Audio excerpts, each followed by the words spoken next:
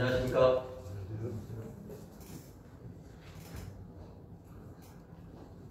지금 예배당에 깨소금 냄새가 많이 나지 않습니까? 예, 주님의 자녀가 된 것이 얼마나 큰 행복인가 바라보면서 알 수 있는 것 같습니다. 네, 오늘은 교회 지체에 대해서 함께 나누고자 합니다. 여호수아서 7장입니다.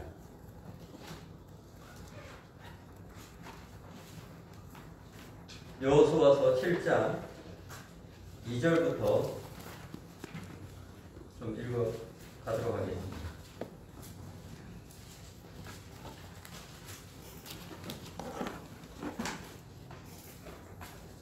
여호수아서 7장 2절.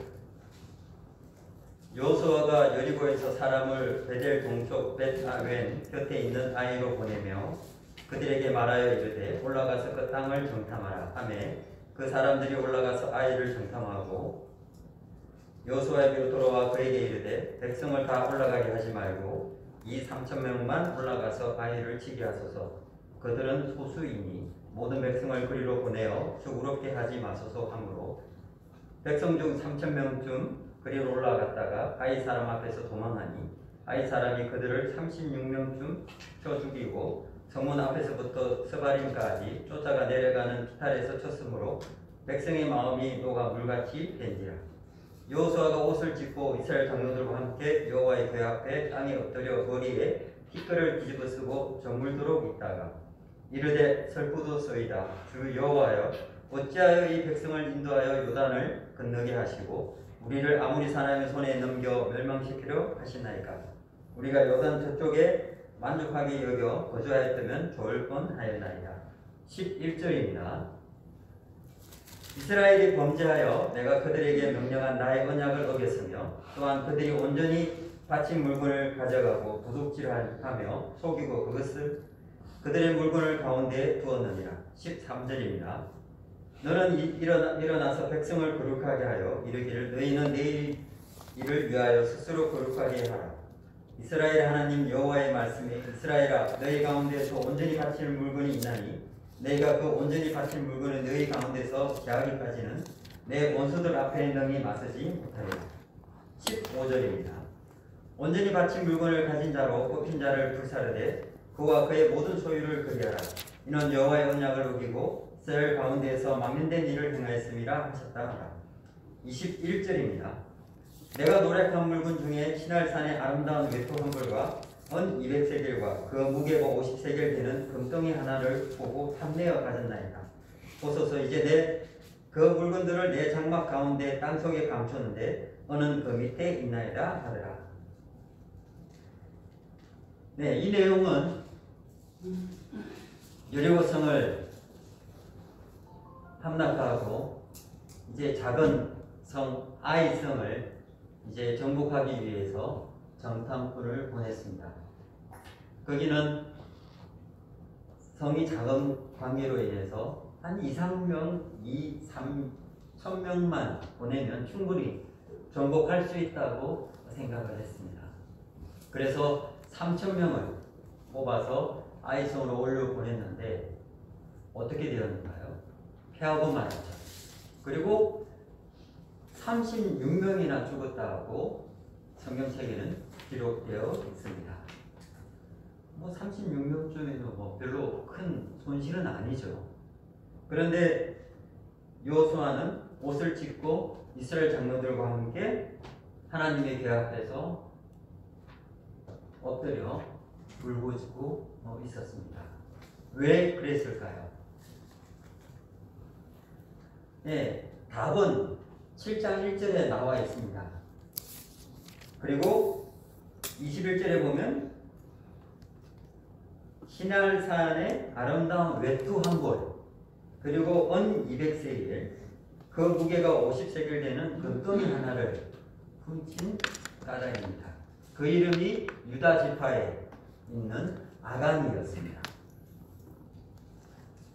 전쟁을 해서 얻을 수 있는 많은 노량물들이 있죠.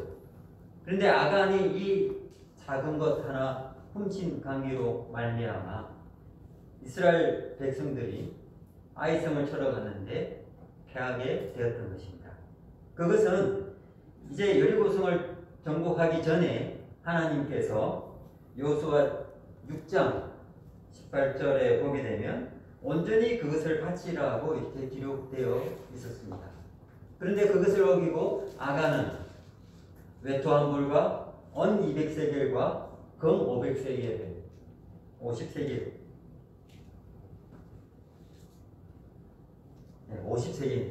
50세겔을 자기 장막 땅에 파묻어 놓았던 것입니다. 그런데 여기에서 저희가 알아야 될 게 뭐냐면 11절에 이렇게 기록되어 있습니다. 7장 11절 이스라엘이 범죄하여 라고 기록되어 있습니다. 아간이 한 사람이 범죄했는데 왜 하나님께서는 이스라엘이 범죄했다고 결론을 내릴까요? 15절 후반절에 보면 이렇게 되어 있습니다. 여호와의 언약을 어기고 이스라엘 가운데서 망령된 일을 행하였음이라 라고 또 기록되어 있습니다. 그 많은 사람들 중에 아간이 탐욕에 눈이 어두워 금과 은과 신할산 외투 한 벌이 그게 얼마나 아름다운지는 잘 모르겠습니다. 그러나 그것을 숨김으로 말미암아 이스라엘이 패하게 된 계기가 됐던 것입니다. 왜 그렇게 되었을까요? 그러나 첫 번째 하나님의 말씀을 불순종했기 때문입니다. 조금 전에 여호수아 6장에서 18절 19절에 보게 되면 이거는 여호와께 구별된 것이라고 기록되어 있고 여호와의 복관에 드릴지라 했는데 그것을 개인의 소유물로 가지게 되었던 것입니다. 아간이 하나님 말씀 앞에 순종하지 못했기 때문에 그런 것이었습니다. 근데 하나님은 이 아간의 범죄를 이스라엘 전체의 범죄로 보고 있었던 것입니다. 그래서 아간의 범죄로 말미암아 이스라엘 백성들이 작은 성 아이성을 치러 갔을 때에 패배하고 말았던 것입니다. 그리고 이것을 해결하지 못하면 전쟁에 나아가지도 못하고 그리고 승리하지도 못한다고 말씀하고 있는 것입니다. 한 사람의 범죄로 그리고 이스라엘 백성 전체가 고통당하는 것을 확인해 볼 수 있는 것입니다.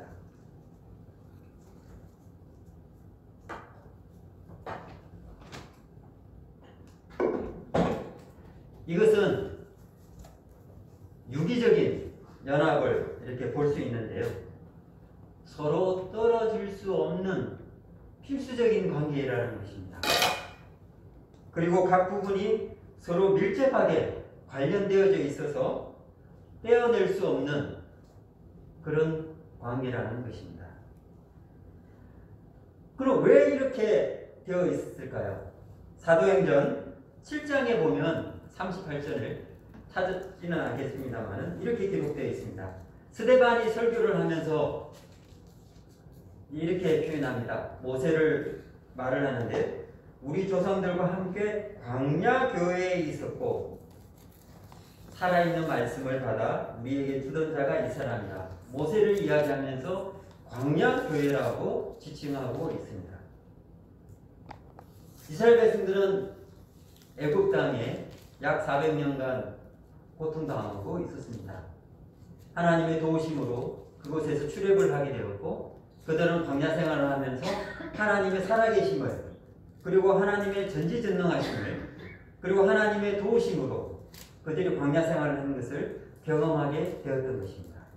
그 광야 교회를 통해서 하나님의 살아계심을 그들은 느꼈고 보았고 체험했던 것입니다. 그 가운데 유기적인 관계, 즉 광야 교회를 통해서 저희가 구약을 보게 됐을 때 한 사람이 범죄함으로 또 소수가 범죄함으로 이스라엘 백성들에게 많은 어려움을 주었던 것을 저희들은 구약을 통해서 확인해 볼 수 있습니다. 이런 것처럼 이스라엘 백성들이 움직일 때마다 또 하나님께서 함께 하셨고 그들에게 불평한 것을 또 들어주셨고 또 잘못된 것을 가르치셨고 또 그들에게 은혜를 베푸셨고 그들에게 또 하늘에서 내리는 만나를 통해서 신이 그들을 먹여셨던 것을 볼 수 있습니다. 이것이 바로 광야 교회를 통해서 지금 저희들에게 교회를 통해서 주는 교훈들을 찾아볼 수 있게 되는 것입니다. 그럼 신약에 와서는 사도행전 12장 5절을 좀 보도록 하겠습니다.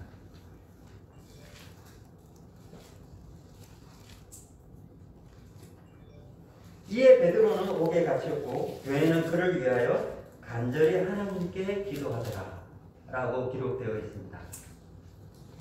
사도 베드로는 잡혔습니다. 그리고 옥에 갇혀 있습니다. 근데 교회가 베드로를 위하여 간절히 하나님께 기도하는 모습을 볼 수 있습니다. 어떻게 되었는가요? 신약시대에 초대교회 때는 성도님들이 많은 핍박을 받았었죠. 그리고 많은 어려움을 경험했고요. 구원받는 것이 자기 생명을 내어 놓아야 할 정도로 많은 핍박이 있었던 때였습니다. 근데 교회는 그 핍박받는 성도인들을 위해서 간절히 기도했던 것입니다. 그리고 그 기도를 들으시고 또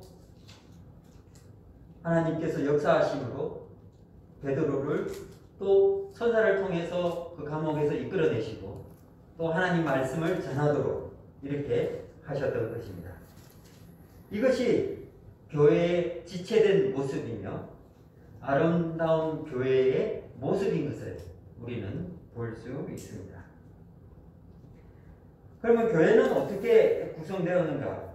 교회는 어떻게 바로 볼 수 있는가를 고린도전서 1장 말씀을 좀 보도록 하겠습니다.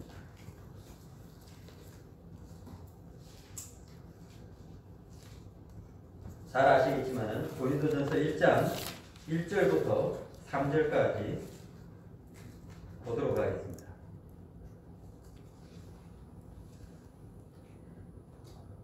1절 하나님의 뜻을 따라 그리스도 예수의 사도로 부르심을 받은 바울과 형제 소수대는 고린도에 있는 하나님의 교회 곧 그리스도 예수 안에서 거룩하여지고 성도라 부르심을 받은 자들과 또 각처에서 우리 주 곧 그들과 우리 주 되신 예수 그리스도 이름을 부르는 모든 자들에게 하나님 우리 아버지와 주 예수 그리스도로부터 은혜와 평강이 있기를 원하노라.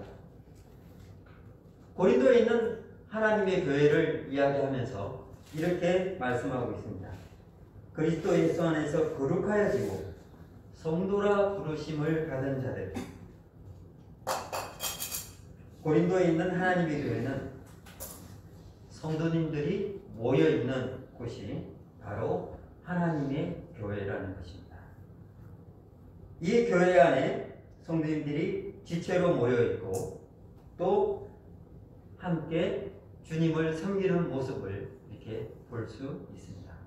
교회 안에는 지체가 있고 또 각 은사가 있고 여러 성도님들이 함께 모여서 주님을 예배드리고 또 함께 섬겨나가는 모습들을 이렇게 볼 수 있는 것입니다. 고린도전서 12장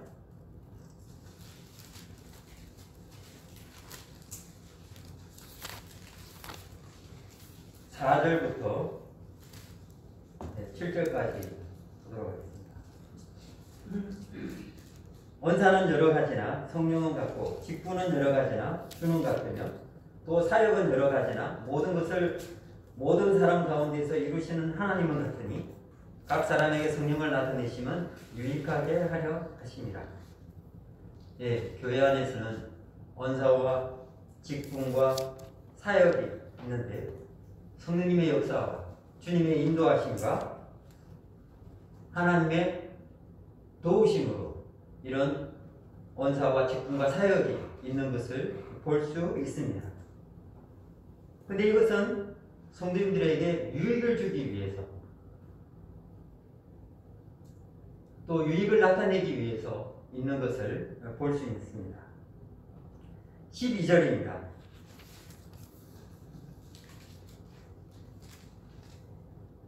몸은 하나인데 많은 지체가 있고 몸에 지체가 많으나 한 몸인과 같이 그리스도도 그러하니라. 우리가 유대인이나 헬라인이나 종이나 자유인이나 다 한 성령으로 세례를 받아 한 몸이 되었고 또 다 한 성령으로 마시게 하시느니라. 몸은 한 지체뿐만 아니요 여럿이니.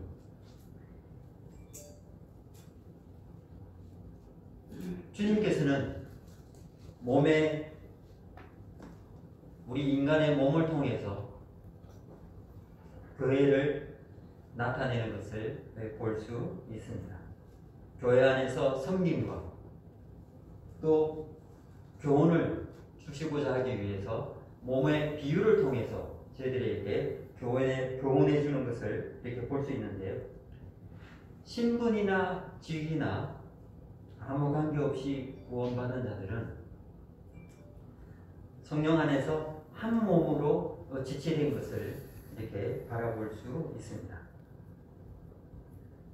몸의 비유를 통해서 우리에게 어떤 교훈을 주는지 또 우리에게 쉽게 또 유익하게 주님께서 아름다움을 나타내시는 것을 이렇게 볼 수 있는데요. 성령 안에서 구원을 받은 자 그리고 한 성령 안에서 주님을 섬기는 것을 이렇게 볼 수 있습니다. 15절입니다. 만일 발이 이르되 나는 손이 아니면 몸에 붙지 아니하였다 할지라도 이로써 몸에 붙지 아니한 것이 아니요. 발이 손에게 말합니다. 나는 손이 아니니 몸에 속한 것이 아니다. 그런데 진정 그런가요? 발의 역할을 우리가 살펴보게 되면 발은 저희 몸의 제일 아래에 있는 지체입니다. 그런데 그 발의 역할은 몸을 지탱해주고 있는 기둥과 같은 존재입니다. 몸이 움직이게 될 때에 발이 움직이지 않으면 몸은 움직일 수가 없는 것입니다. 발이 움직여야 몸이 움직이고 또 발이 움직이면 몸은 자동적으로 움직이면서 이동할 수밖에 없는 것입니다. 또 위험한 상황에 처했을 때에 발이 먼저 움직이기를 원합니다. 발의 기능은 우리들에게 참으로 많은 유익을 줍니다. 가고 싶은 데를 갈 수 있게 하고 또 피하고 싶은 곳을 피하게 하고 제가 여기서 일일이 발에 대한 기능에 대해서 말씀을 드리지 않아도 우리 성도님들이 발에 대해서 충분히 이해하시리라 생각을 합니다. 그런데 손은 어떤가요? 발보다 손이 더 많은 일을 하는 것을 볼 수 있습니다. 저희가 좋아하는 음식을 먹을 때 손을 통해서 음식을 먹게 되죠. 그리고 물건을 들 때 또한 일을 하게 될 때 발보다 손이 더 훨씬 더 많이 일을 하게 되는 것을 볼 수 있습니다. 발의 지체보다 손의 지체가 더 유용하다고 생각해 볼 수 있습니다.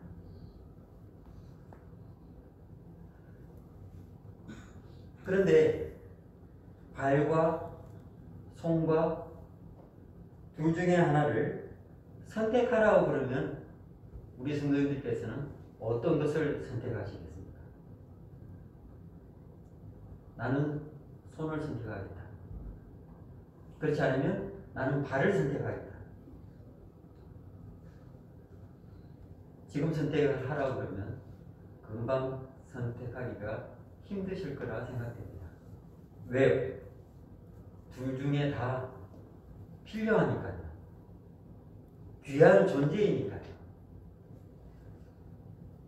둘 다 귀한 지체이니까요. 금방 선택하기가 쉽지가 않는 것입니다. 16절 말씀을 보도록 하겠습니다. 또 귀가 이르되 나는 눈이 아니니 몸에 붙지 아니하였다 할지라도 이로써 몸에 붙지 아니한 것이 아니니. 이번에는 귀가 말을 합니다. 나는 눈처럼 앞에 있지도 않고 옆에 있고 또 잘 보이지도 않고 아주 요긴한 일을 하는데도 잘 알아주지도 못한다.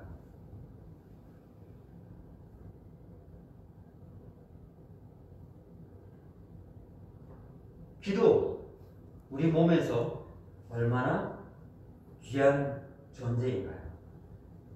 얼마나 귀한 지체인가요?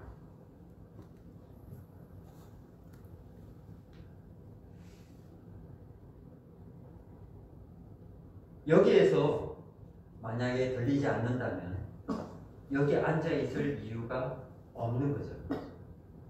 아무리 천사의 말을 할지라도 듣지 못하면 그것은 아무 소용이 없는 것입니다. 또 듣지 못하면 말을 할 수 없는 거예요.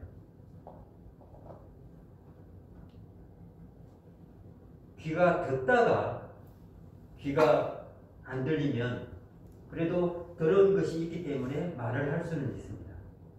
그런데 태어났을 때부터 귀가 들리지 않으면 그 어린 친구는 말을 하지 못하더라고요. 언어를 습득할 수 없더라고요. 나중에는 수화로 이렇게 좀 배워가더라고요.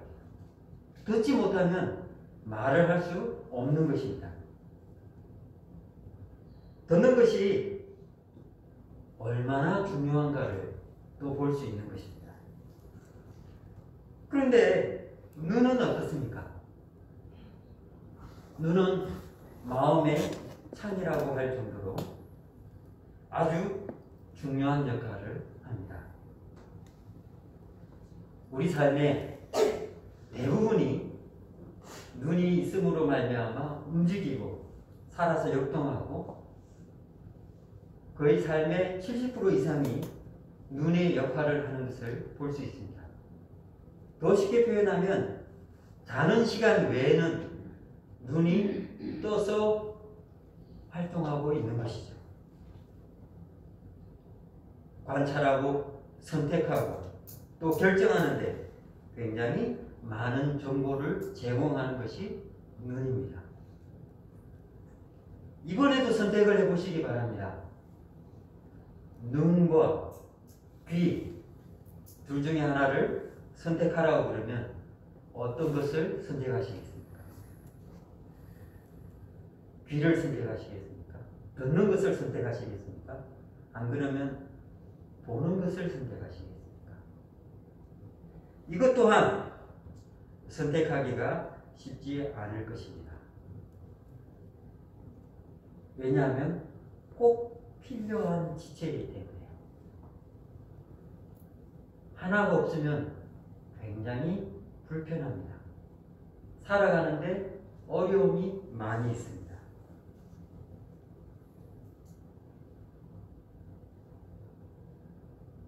이와 같이 많은 지체들이, 다양한 지체들이 있지만 모두 필요한 존재라는 것입니다. 우리 몸에 없어서는 안 되는 그런 존재인 것입니다. 교회에도 이와 같습니다.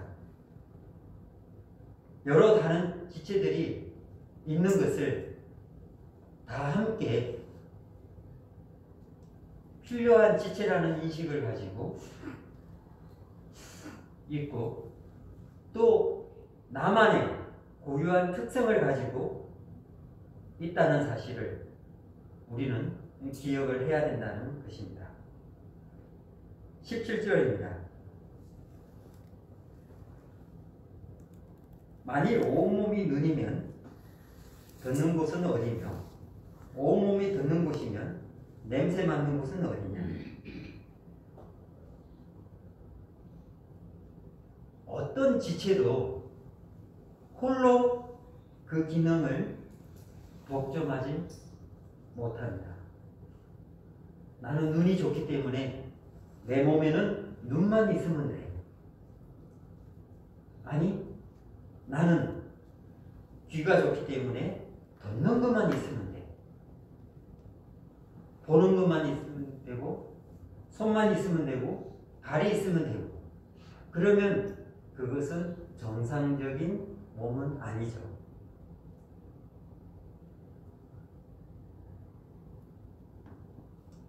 이렇게 정상적으로 각 지체들이 우리 몸에 있는 것은 하나님께서 하나님의 지혜로 이 지체를 두신 것을 볼 수 있습니다. 각 지체는 독특하고 또 특별하고 그 지체에 맞게끔 몸에 적당한 곳에 되어 있고 또 완전하게 되어 있음으로 말미암아 사람이 움직이는데 정말 유용하게 그리고 사람이 살아가는데 가장 필요한 곳에 각 지체들이 되어 있다는 것입니다. 그리고 그 지체들은 자기 기능을 제대로 발휘함으로 말미암아 건강히 살아갈 수 있게 되는 것입니다. 예, 연세에 있으신 여러 노 부친님한테 죄송한 말씀입니다만 저도 벌써 멀리 있는 글자가 안 보이기 시작합니다.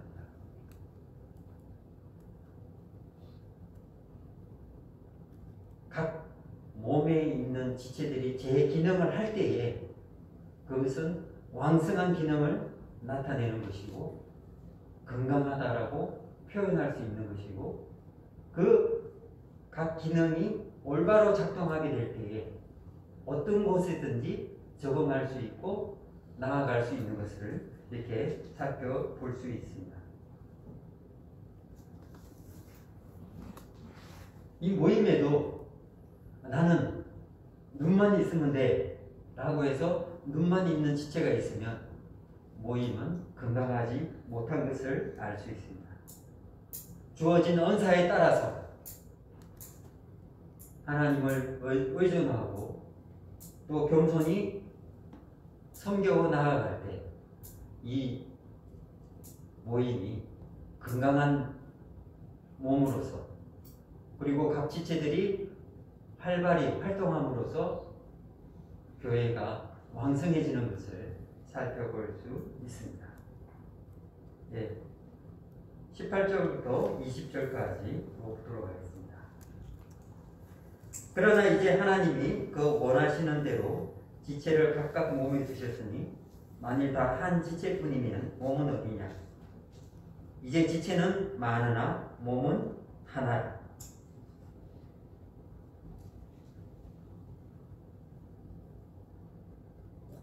조금 전에도 말씀을 드렸지만 만일 모두가 한 지체라면 그것은 더 이상 몸이 아니고 괴물이 되는 것입니다. 지체의 많음과 또 다양함을 통해서 그 다양함을 인정한다면 모임은 건강 가운데 또 섬김의 기쁨을 누리면서 나아갈 수 있게 되는 것입니다. 21절입니다. 눈이 손들어 내가 너를 쓸데없다 하거나 또한 머리가 발들어 내가 너를 쓸데없다 하지 못하리라. 지체를 온전히 인정하게 될 때에 너는 쓸데없다 라고 표현할 수가 없는 것입니다. 나도 주님 앞에서 중요한 존재이며 다른 분들도 주님 앞에서 중요한 존재임을 우리들은 알아야 되는 것입니다. 나에게만 성령님이 있는 것이 아니라 다른 성도님들도 성령님을 통해서 하나님의 일을 하고 있다는 사실을 우리는 늘 기억해야 한다는 것입니다. 22절, 23절입니다. 그뿐 아니라 더 약하게 보이는 몸의 지체가 도리어 요긴하고 우리가 몸에 덜 귀히 여기는 그것들을 더욱 귀한 것들로 입혀주며 우리의 아름답지 못한 지체는 더욱 아름다운 것을 얻느니라. 우리 몸에는 약하게 보이는 지체가 있습니다. 그 지체는 무엇이겠습니까? 네, 보이지는 않지만 우리 몸속에서 늘 운동하고 움직이고 있는 또 각자의 역할을 하고 있는 몸 안에 있는 장기를 생각해 볼 수 있습니다. 입을 통해서 많은 음식물들을 섭취하고 또 이 섭취한 위장은 열심히 자기 본연의 임무를 함으로 말미암아 어떻게 하죠? 그 에너지를 만들어서 각 지체들에게 움직일 수 있도록 영양분을, 에너지를 보내게 됩니다. 그러므로 인하여 몸은 건강하게 되는 거죠. 그리고 일을 할 수 있도록 하는 거죠. 늘 보이지 않는 가운데 위장은 열심히 자기의 임무를 하고 있는 것입니다. 또 보이지 않는 가운데 있는 간은 어떤가요? 피를 만들고 또 독성을 해결하고 되고 또 간의 특징이 있습니다. 간의 특징은 다른 장기들과 다르게 약 70% 정도 기능이 파손되어도 별다른 자각전세를 하지 않는다는 것입니다. 쉽게 표현하면 이 간의 역할은 교회에서 비유를 보게 되면 지치고 고통스러워도 자신이 떠하는 것을 묵묵히 아무 말 없이 그것을 해내는 것을 이렇게 생각해 볼 수 있습니다. 다른 성도들에게 부담을 주지 않고 또 상처를 주지 않고 간은 자기의 본연의 임무를 묵묵히 하고 있다는 것입니다. 우리 몸에 약하게 보이는 지체가 얼마나 요긴한 지체인지 우리는 살펴볼 수 있습니다. 앞에 말씀에서 보았듯이 발, 손, 눈, 귀, 또 코,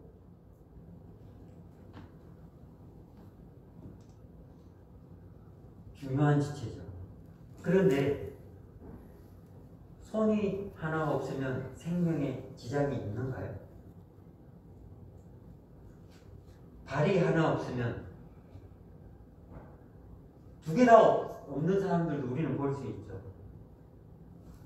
귀가 하나 없는, 눈이 하나 없어도 제 기능을 하지 못해도 생명에는 지장이 없다는 것입니다. 그런데 보이지 않는 지체, 우리 몸속에 있는 장기들, 우리 몸에 위가 없으면 그 사람은 어떻게 되죠? 우리 몸에 간이 없으면 그 사람은 어떻게 되죠? 몸 안에 있는 연약한 지체가 약하게 되면 생명의 위협을 받는 것입니다. 물론 이럴 수 있죠.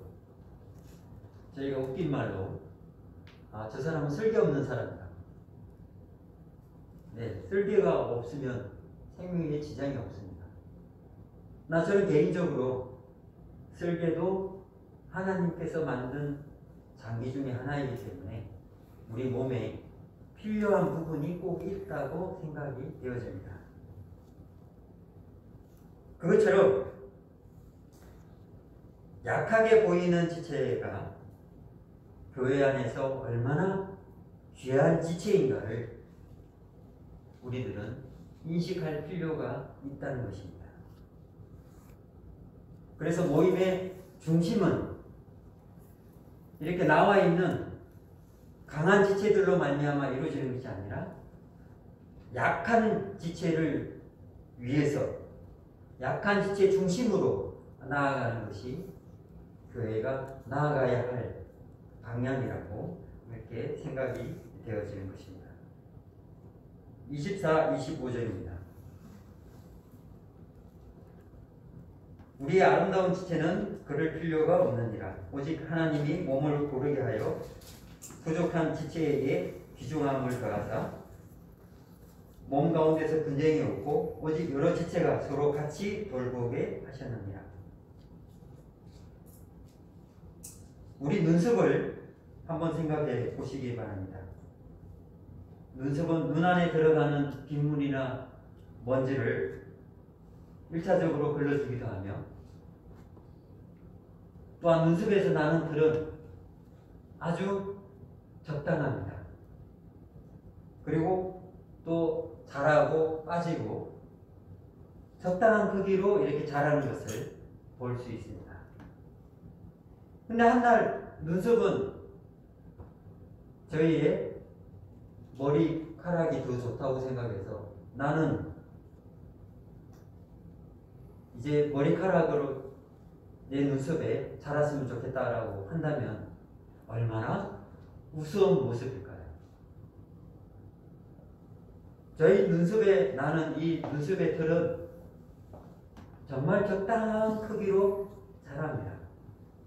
그리고 또 자라고 또 떨어지고 이런 것을 볼 수 있습니다. 근데 이 눈썹에 나야 할 DNA, 눈썹의 털이 머리카락이 난다면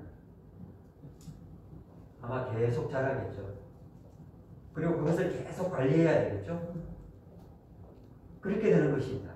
만약에 속눈썹이 머리카락이 나는 것처럼 자라게 된다면 어떻게 될까요? 아마 눈 뜨고 못 닫을 겁니다. 왜요?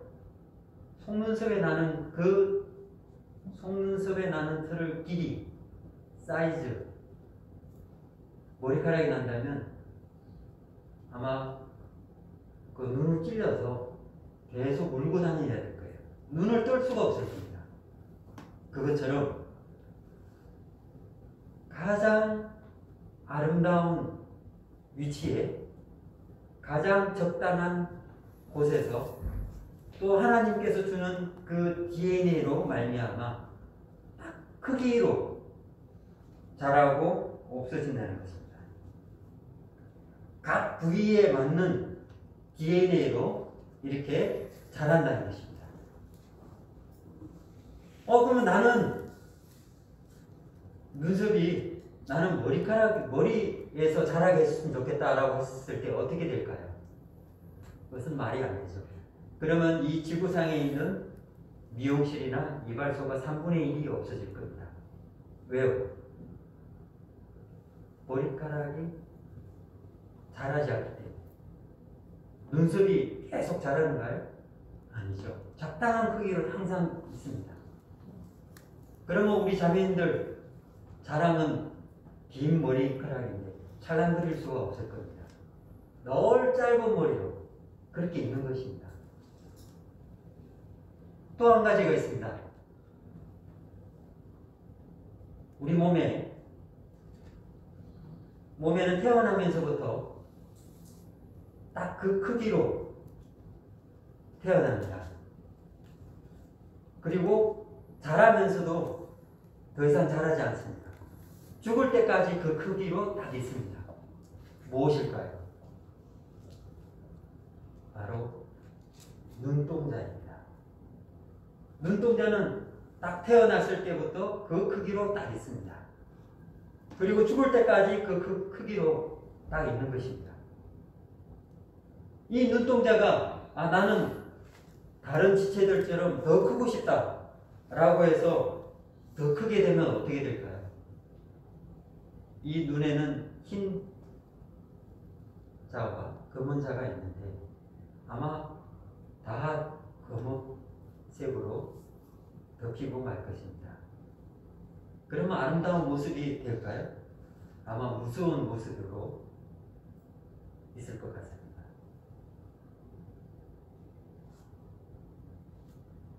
이것처럼 태어날 때부터 그대로 태어나서 죽을 때까지 그 위치에 그 크기로 있으면서 눈동자가 하는 역할이 얼마나 많이 있습니까? 사물을 보고 그것을 얻은 정보를 뇌에 보내고 그것처럼 모임 안에서도 그 적당한 지체로 있으면서 모든 지체들에게 유익한 정보를 주는 지체가 있는 것입니다. 그래서 그 지체는 저 지체는 크지도 않고 작아지지도 않고 늘 그대로 있네. 아닌 것입니다. 그 지체가 주는 귀한 정보와 그 지체가 얻는 여러 가지 모든 것들을 참으로 귀하게 생각해야 된다는 것입니다. 26절, 27절입니다. 만일 한 지체가 고통을 받으면 모든 지체가 함께 고통을 받고 한 지체가 영광을 얻으면 모든 지체가 함께 즐거워하느니라. 너희는 그리스도의 몸이요 지체의 각 부분이다. 몸의 지체는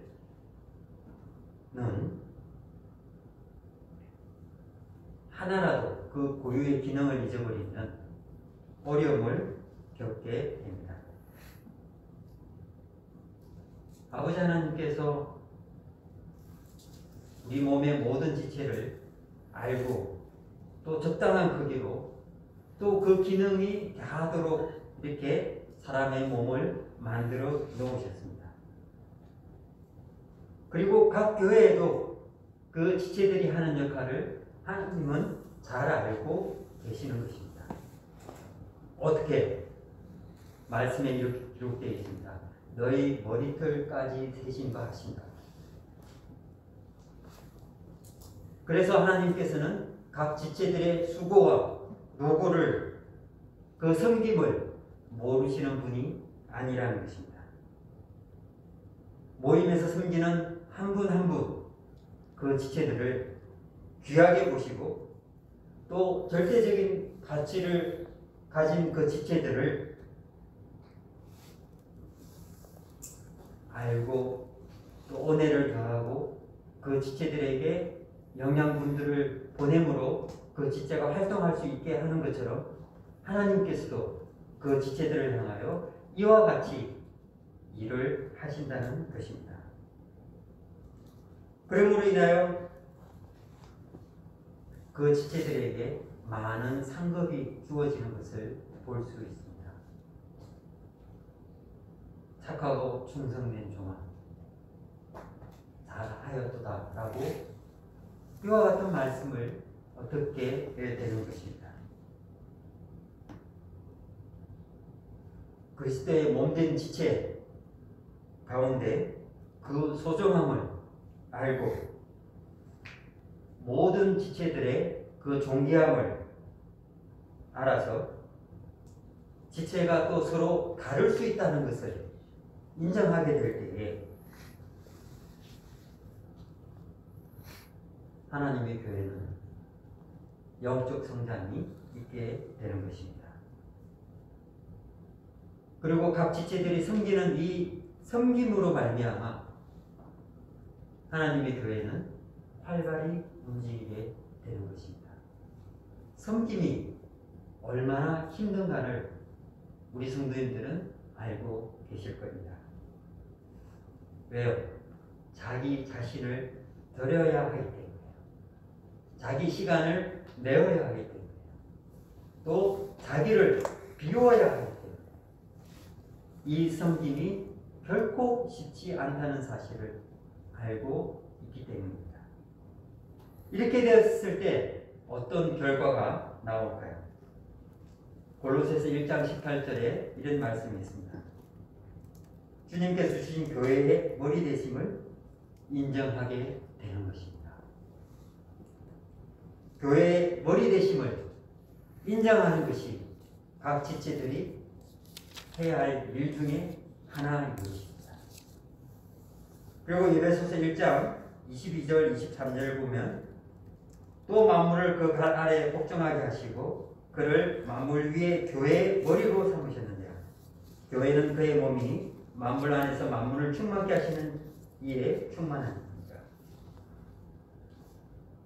교회의 머리 되신 주님을 우리가 온전히 인정함으로 말미암아 또 교회는 그의 몸이라고 인정함으로 말미암아 우리가 한 지체로서 또 기뻐하며 모임 안에서 섬기게 되는 것입니다. 골로새서 2장 19절 말씀을 보고 줄이도록 하겠습니다.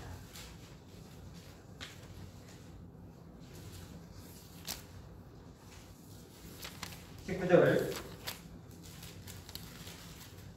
머리를 들지 아니하는지라 온 몸이 머리로 말미암아 마디와 힘줄로 공급함을 받고 연합하여 하나님이 자라게 하심으로 자라느니라.